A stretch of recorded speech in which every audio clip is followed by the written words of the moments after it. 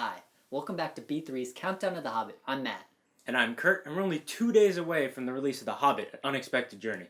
Today we're going to be looking at magic and how it affects and permeates the world of Tolkien. And I think the best place to begin is by taking a look at a quote from Galadriel as she explains magic to Sam and Frodo before they look into her mirror.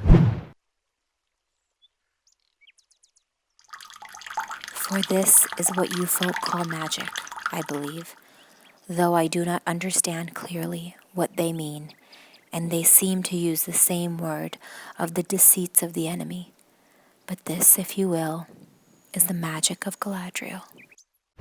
Galadriel implies that she does not understand the term magic. This is because Magic is ill-defined within the Lord of the Rings, not because it is not thoroughly thought out. Instead, those who wield it simply see it as an extension of themselves and their abilities. It is only to an outsider, such as Sam, that the abilities appear magical and supernatural. Utilizing magic or spells is less about rigid practice and technique, but more about intention and acting as a conduit for supernatural power. Take, for example, the fight on the mountain Carhadras between Gandalf and Saruman. When we translate the Quenya spoken by the two, it is as follows. Gandalf says, "Sleep, Carhadras, be still, hold your wrath."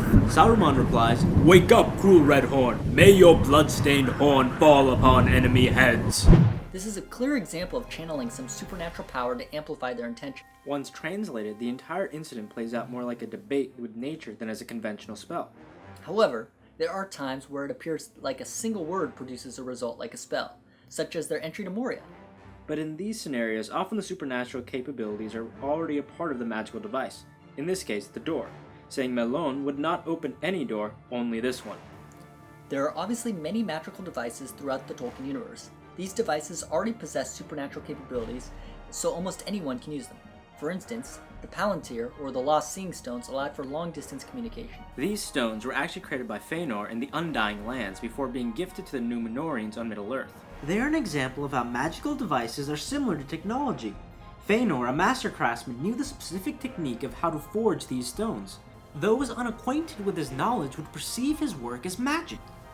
You will notice throughout the books, only a few beings are able to manipulate and use supernatural forces. The reason for this can be attributed to the connection between magic and the divine powers that created the world.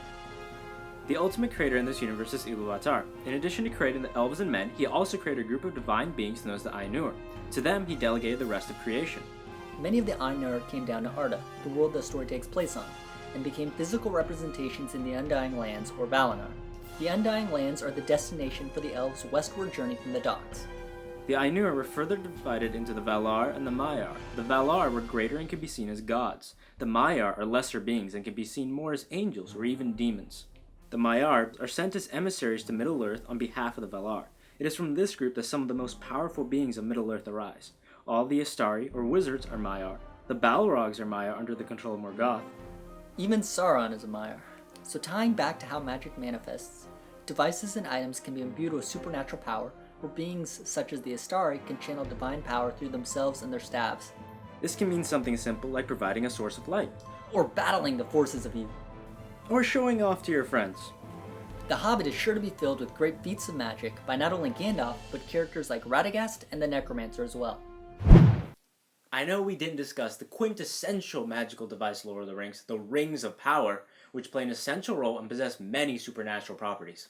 But we felt like they warranted their own video tomorrow. Be sure to watch any of our other countdown videos that you haven't seen already. Kenethon le Eren Aradwan. Baggins! Do not take me for some conjurer of cheap tricks.